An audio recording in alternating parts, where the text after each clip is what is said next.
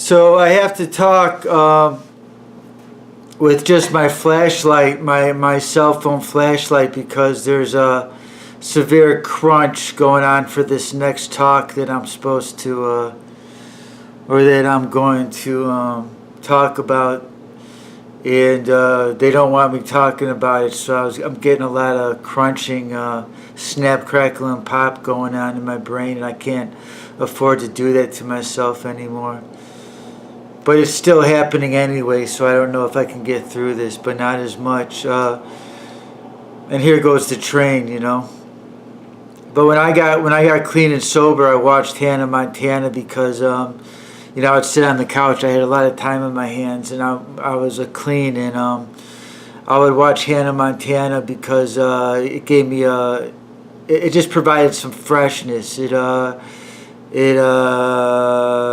you know, it reminded me of more pure time. You know, like just there was something pure about it. So that's why my life had been so dirty up to that point, and.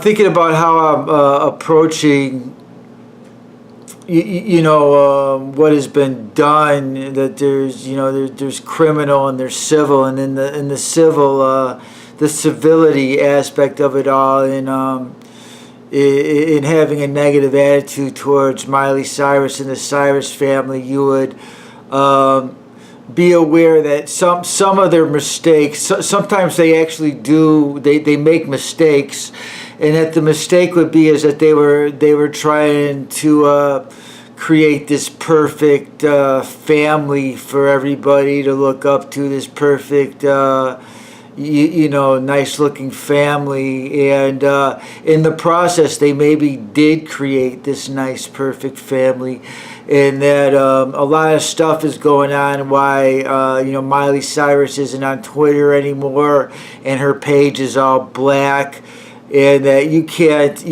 really bring the hammer down on them because none of them are belaboring the point about what good times they're having, as a lot of oppressive blows are being dealt to this economy and to this country, and not at the hands of the president. I think we all know something else is going on here, and that you would also know, you know, as far as the glitz and the glam and the shiny faces go, they would go full on grunge and skinhead sort of rhetoric and promotion, but they know that that's not palatable to most people.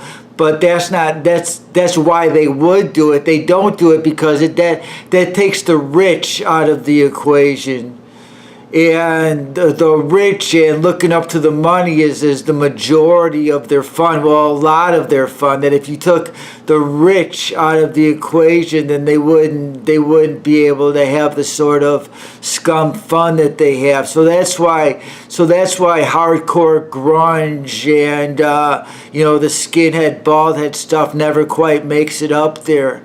Because it's never, there's never enough money attached to it. So that's basically all I would say. I mean, you can't really hold the people accountable in the civil court, you know, the unintended consequences court, because they were promoted, you know, because they did what they were supposed to do. And even if they were using them for nefarious purposes, they themselves may have been unaware and did not really do much wrong themselves. They were just going with the program, and fortunately they got to you know, pervade the golden end of the spectrum, and you can't so much hold those people accountable. But anyway, I'll just leave it at that.